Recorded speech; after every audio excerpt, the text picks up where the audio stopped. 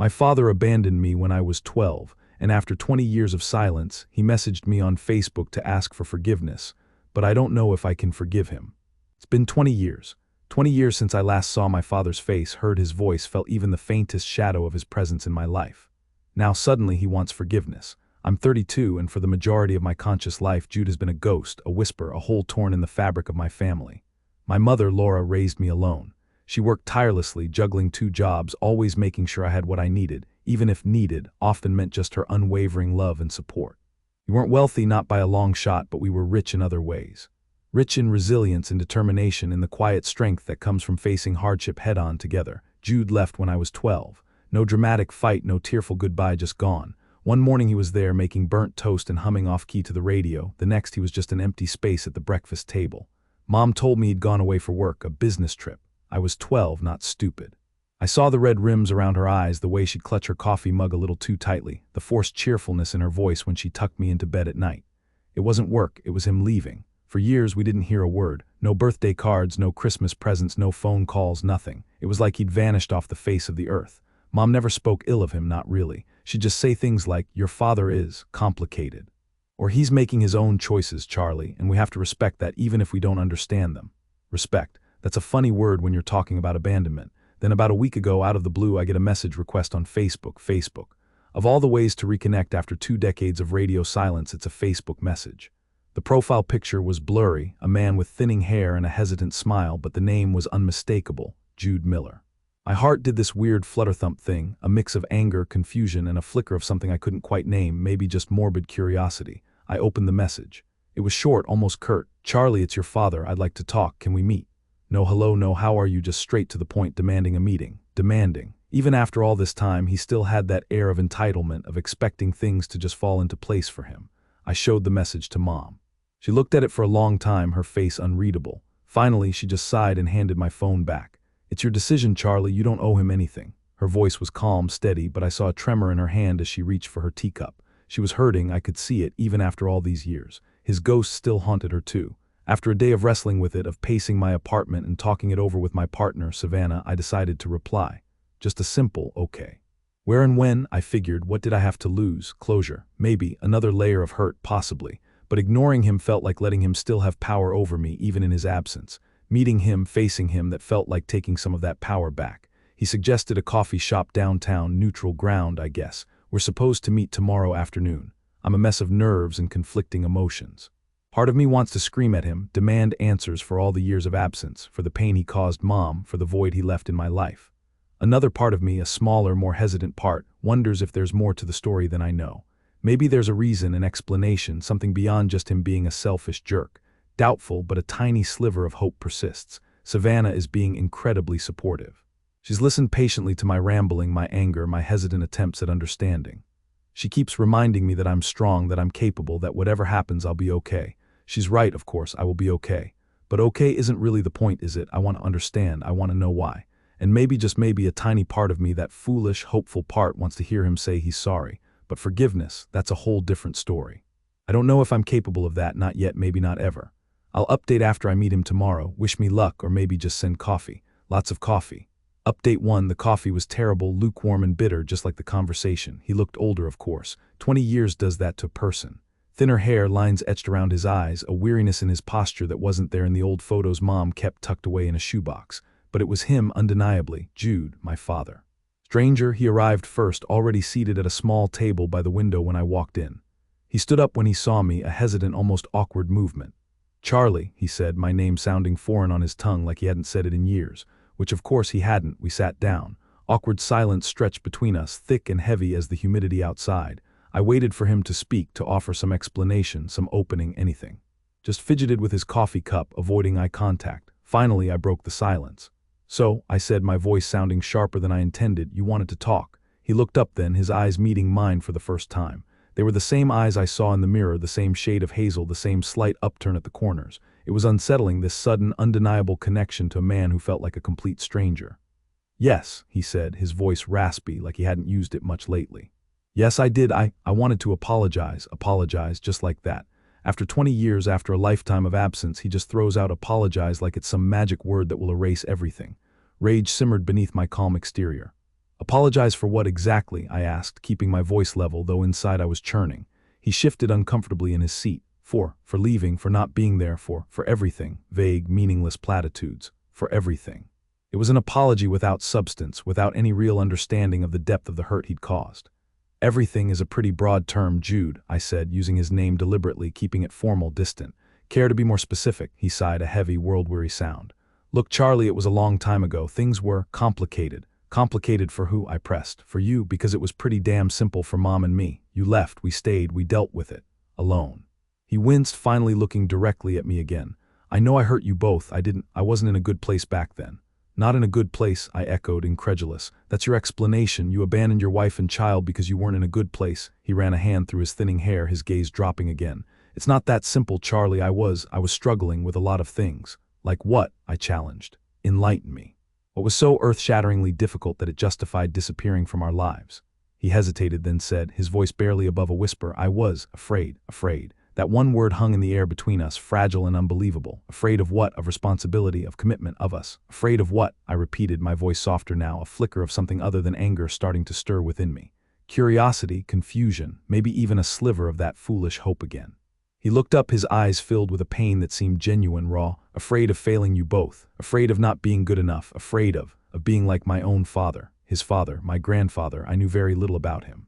Mom had mentioned him a few times, always with a tight-lipped silence that spoke volumes. He hadn't been a good man, that much was clear. But to think that his fear of becoming like his father had driven him to abandon us. It was twisted, illogical, and yet somehow it resonated with a strange, unsettling truth. He went on to tell me about his childhood, about a father who was emotionally distant, critical, and often verbally abusive. About growing up feeling inadequate, unworthy, convinced he was destined to repeat the cycle. He said he loved Mom, he loved me, but the weight of that love, the fear of failing us, had become unbearable. So he ran. He ran away from his fears, from his responsibilities, from us. He talked for a long time, a torrent of words spilling out, years of silence finally broken. He talked about his regrets, his shame, his loneliness. He talked about how he'd watched from afar, from the shadows, always knowing where we were, occasionally catching glimpses of me from a distance, at school events, at the grocery store, always too afraid to approach, too consumed by his own guilt and fear. I listened mostly in silence, my anger slowly giving way to a weary kind of understanding. Understanding, not excusing. His fear didn't justify his actions. It didn't erase the pain he'd caused, but it was an explanation at least. A flawed, human, deeply messed up explanation. When he finally stopped talking, the coffee shop had emptied out, the afternoon light fading into dusk. He looked at me, his eyes pleading. Can you forgive me, Charlie? Forgive him. That was the question, wasn't it? The question he'd been leading up to, the question that hung heavy in the air between us, demanding an answer, and I didn't have one, not yet.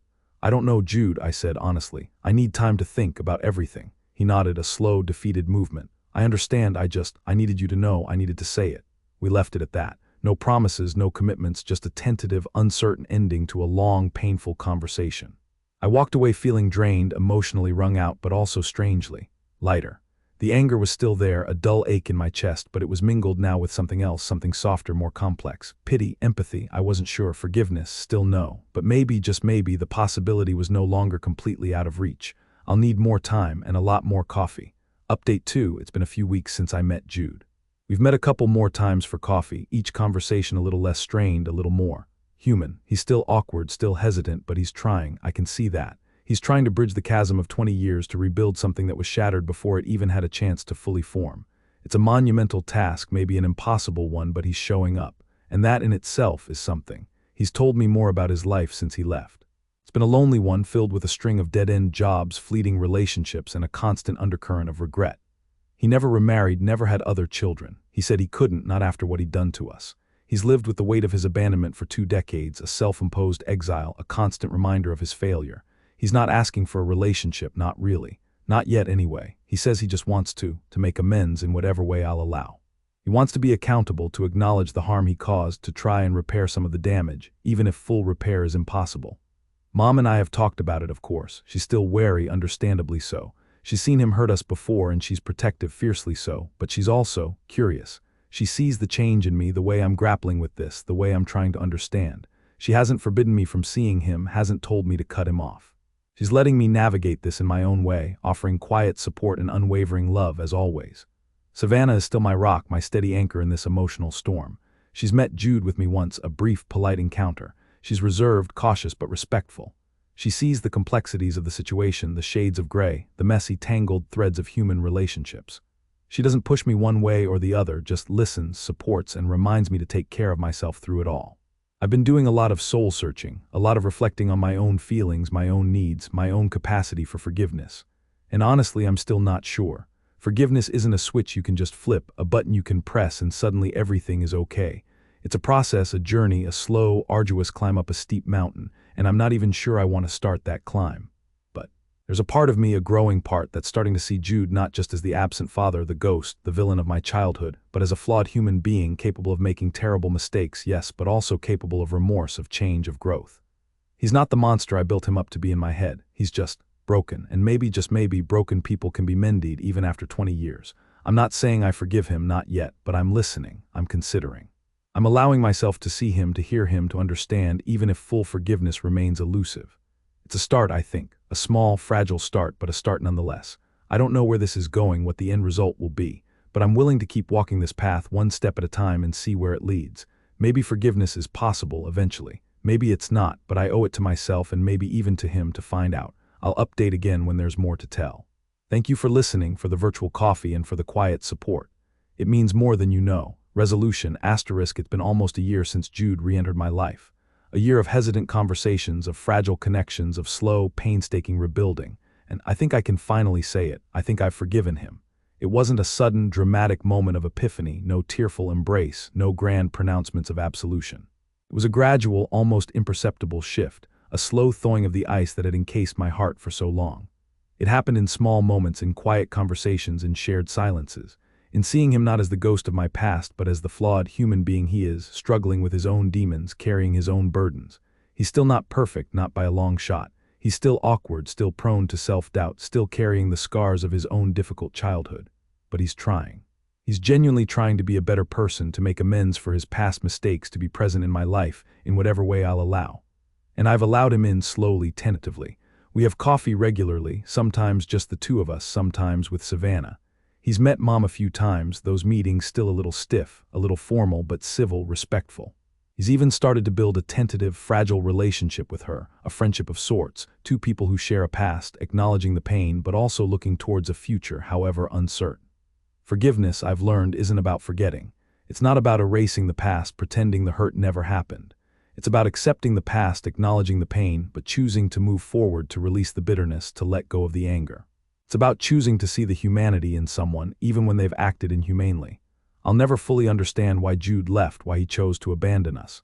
His explanation, his fear, it's still flawed, still incomplete. But I've come to accept that maybe there is no perfect explanation, no simple answer to the complex messiness of human choices. Sometimes people make terrible mistakes, driven by fear, by pain, by their own brokenness. And sometimes, if they're willing to face their mistakes, to acknowledge the hurt they've caused, to try and make amends, they deserve a second chance. Not necessarily a full restoration of what was lost, but a chance at something new, something different, something better. I'm not saying we're suddenly a happy, perfectly functioning family. We're not. We're still navigating this new terrain, still learning how to be in each other's lives after so long apart. There are still awkward silences, still moments of discomfort, still echoes of past pain. But there's also something else now. Hope, a fragile, tentative hope for something resembling healing, not complete healing maybe, but a mending of the tear, a weaving together of the broken threads. I don't know what the future holds. I don't know if Jude and I will ever have a truly father-son relationship, the kind I always longed for as a child. But we have something now, something real, something meaningful. And that, after 20 years of nothing, feels like more than enough. Maybe forgiveness isn't just about him. Maybe it's about me too, about freeing myself from the weight of the past, about opening myself up to the possibility of healing, of connection, of love, even for a father who was once a ghost. Thank you for being part of this journey. It's been a long one, but I think we're finally on the right path. My infertile sister is telling everyone I'm faking my pregnancy for attention because she can't have children. Now our mutual friends are siding with her and calling me awful. What should I do? It started subtly, almost like a whisper in the wind. My sister Angel and I have always been close, despite the typical sibling rivalry growing up. We're only 2 years apart, and for a long time we were each other's best friends. Things shifted as we got older, naturally, life pulling us in different directions. But the core of our bond, I thought, remained. I recently found out I'm pregnant, about 8 weeks along. It was a surprise, not exactly planned, but my husband Colin and I are overjoyed. We've been trying for a while, facing our share of disappointments, so this feels like a true blessing. Naturally, one of the first people I wanted to tell was Angel. We met for coffee last week, just the two of us, like old times. I was nervous, excited, a whole mix of emotions swirling inside me. I started by catching her up on work, some mundane details to ease into the bigger news. Then I took a breath and told her, "Angel, I have something to share. I'm pregnant."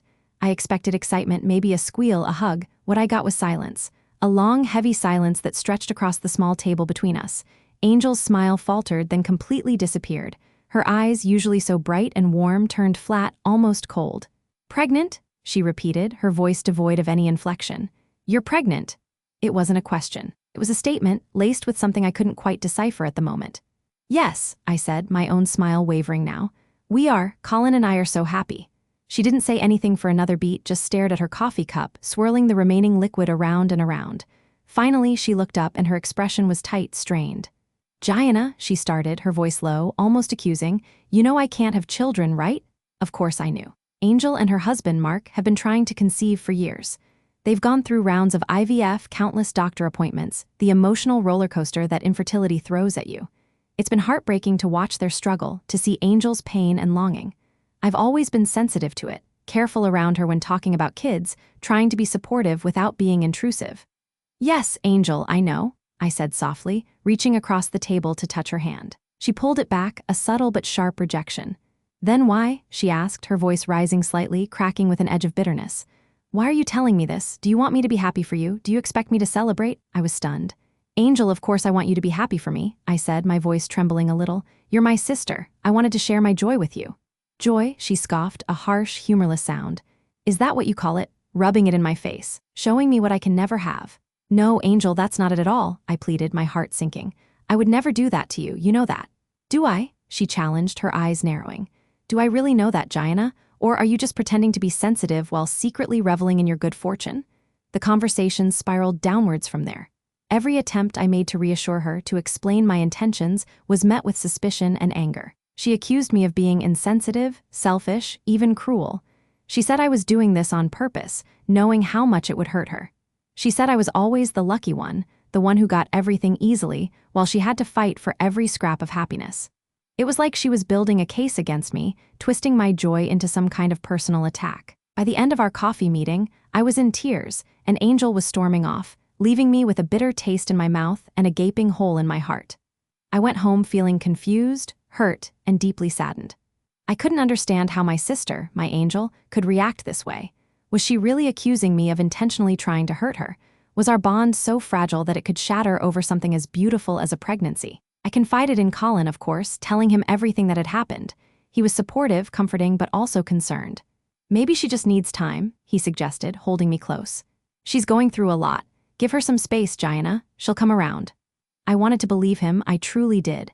But a seed of doubt had been planted, a cold fear that maybe this wasn't just a temporary reaction, but something deeper, something darker simmering beneath the surface of our sisterhood. It's been a week since that coffee meeting, and things have only gotten worse. Angel hasn't called, hasn't texted, nothing. I tried reaching out a couple of times, sending gentle messages, just checking in, but I got no response. Then yesterday, my mom called. Her voice was strained, worried. "Gianna, honey, what's going on with you and Angel?" she asked, her tone laced with concern. "What do you mean, Mom?" I replied, my stomach clenching. "Angel told me you're pregnant," she said, and I could hear the hesitation in her voice. "Yes, Mom, I am. I told her last week." "And she's very upset," Mom continued, her words carefully chosen. "She's saying you're doing this for attention, that you're flaunting your pregnancy because you know she can't have children. She's saying you're being cruel, Gianna. Is that true?" I was floored. "Mom, no, that's absolutely not true," I exclaimed, my voice rising in disbelief. "I would never do that to Angel. You know me better than that." "I do, honey, I do," Mom said, her voice softening slightly. "But Angel is very hurt, very angry. She's telling everyone that you're faking it, that you're not really pregnant, that you're just saying it for attention because you're jealous of her and Mark." Faking it? Jealous of Angel and Mark? My head spun. This was beyond hurtful, beyond ridiculous. "Mom, that's insane," I said, my voice shaking with anger and disbelief. "Why would she say that? Why would anyone believe her?" "Honey, you know how sensitive Angel is about this," Mom said, her tone pleading. "People are sympathetic to her pain, and she's painting a picture of you as being insensitive, attention-seeking. Some people are believing her, Gianna." My world tilted on its axis. My own sister, the person who was supposed to be my closest confidant, was actively spreading lies about me, trying to undermine my joy, to make me look like some kind of villain. And people were believing her. My own family members, friends, acquaintances were potentially listening to Angel's accusations and thinking I was faking a pregnancy for attention. The sheer audacity of it, the sheer cruelty, left me speechless. "Mom, I can't believe this," I managed to say, my voice barely a whisper.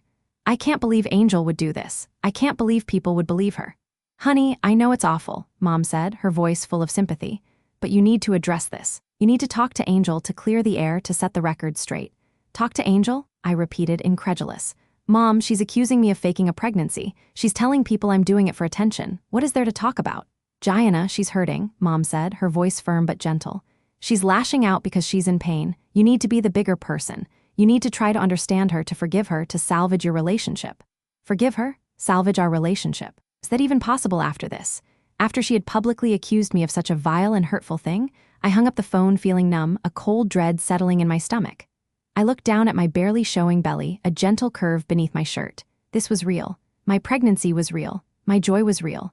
And my sister, my own flesh and blood, was trying to steal it all away, replacing it with suspicion, shame, and public ridicule. What kind of sister does that? What kind of person does that? I felt lost, adrift in a sea of confusion and betrayal. I needed to do something, to say something, to defend myself. But what? And how? And to whom? The whispers were already spreading, the seeds of doubt already planted. My sister was telling everyone I faked my pregnancy for attention because she's infertile, and people were believing her. And I was left standing in the wreckage of our sisterhood, wondering how it had all come crashing down so suddenly, so completely. Update 1, ***, I spent a sleepless night wrestling with what to do. Colin was incredible, holding me, listening, offering words of comfort and support. He was furious at Angel, protective of me and our baby, but he also echoed my mom's sentiment, urging me to try and talk to Angel, to salvage our relationship if possible. "Maybe it's coming from a place of pain, Gianna," he said gently. "She's not thinking clearly. Try to reach out, see if you can talk face to face." Reluctantly, I agreed. I knew it was a long shot, but the thought of our sisterhood being irrevocably broken was unbearable. I texted Angel a simple message, "Can we talk, please?" Hours went by, no response. I sent another, "I'm really hurt by what you're saying, Angel. Let's try to understand each other." Still nothing. Finally, late in the afternoon, my phone buzzed, a text from Angel. "There's nothing to talk about. You know what you did." Short, cold, dismissive. But at least it was a response. I texted back, "Angel, please, this is important for both of us. Can we meet? Tomorrow, anywhere you want." Another agonizing wait. Then another text. "Fine, park by the old oak tree at the park tomorrow at noon, be alone." It was a start, I supposed. A fragile, tenuous start, but a start nonetheless. The next day, I drove to the park, my heart pounding in my chest. Old Oak Tree was a familiar landmark, a place where Angel and I used to play as kids. A bittersweet pang of nostalgia hit me as I parked and waited. Angel arrived a few minutes later, her face pale, her eyes shadowed. She looked tired, worn down. We sat on a nearby bench, the silence heavy between us. "Angel," I began, my voice trembling slightly, "I don't understand why you're doing this, why you're saying these things about me." She looked away, staring at the children playing in the distance. "Because it's true, isn't it?" she said, her voice barely above a whisper. "You are doing it for attention, you always do." "Angel, that's not true," I protested, my frustration rising. "How can you say that? This is my baby we're talking about, my pregnancy. It's not about attention. It's about joy, about love, about starting a family." "Joy," she repeated, that bitter edge creeping back into her voice. "You think I can feel joy for you, knowing what I'm going through, knowing I might never have this?" "Angel, I know you're hurting," I said softly, reaching for her hand again. This time she didn't pull away, but her hand remained stiff, unresponsive. "I know this is hard for you, but my pregnancy isn't about you. It's about me and Colin and our baby. It doesn't diminish your pain. It doesn't take away from your struggle." "But it does, Gianna," she said, her voice rising again, tears welling up in her eyes. "It does. Every time I see you, every time I hear about your perfect life, it's a reminder of everything I'm missing, everything I can't have."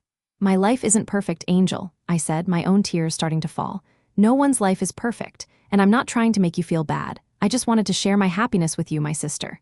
"Happiness?" she scoffed again, pulling her hand away and standing up abruptly. "You call this happiness? Hurting me like this? Making me feel even more inadequate? Thanks, Gianna, thanks for sharing your joy."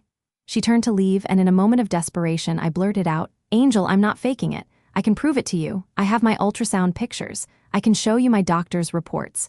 I can even take you to my next appointment so you can hear the heartbeat yourself." She stopped, her back to me, her shoulders rigid. She stood there for a long moment, silent, unmoving. Then she turned back, her eyes blazing with a strange mixture of anger and something else, something unsettling. "Prove it," she repeated, her voice low, almost menacing. "You want to prove it to me, Gianna? Fine, prove it." And then she walked away, leaving me sitting on the bench, feeling colder than I ever had before. Her words hung in the air, heavy with unspoken implications. Prove it. What did she mean by that? And what was she planning to do next? A chill ran down my spine, a sense of unease settling deep within me. This wasn't just about jealousy anymore. This felt like something else, something darker, something I couldn't quite comprehend but deeply, instinctively feared. Update 2, ***, Angel's words haunted me. Prove it. It replayed in my mind over and over, each time sounding more ominous, more threatening. Colin tried to reassure me, dismissing it as just anger, frustration, but I couldn't shake the feeling that something was very wrong. I decided to take her up on her challenge, to offer her the proof she seemed to demand, hoping it would somehow break through her anger, her denial. I texted her again, "Angel, if you really want proof, come to my next doctor's appointment with me. You can see the ultrasound, hear the heartbeat. It's next Tuesday at 10 a.m. Let me know if you want to come." I waited, bracing myself for another cold, dismissive response. But this time, surprisingly, she replied quickly. "Okay, I'll be there." A flicker of hope sparked within me. Maybe, just maybe, this was a turning point. Maybe seeing the reality of my pregnancy would finally make her understand, would soften her heart, would bring us back from the brink. Tuesday morning arrived, and I was a nervous wreck. Colin offered to come with me, but I declined. This was something I needed to do with Angel, sister to sister. I arrived at the clinic a little early, my stomach churning with anxiety.